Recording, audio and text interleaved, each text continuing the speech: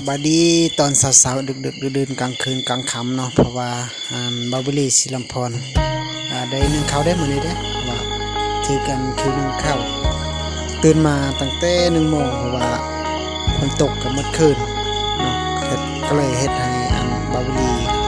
นอนบ่หลับเพราะว่าได้ลุกมากะอยากนอนต่อก็ยันแต่นอนบ่เมื่อพี่น้องเพราะว่าเฮาก็เลยได้หนึ่งเขาวเลย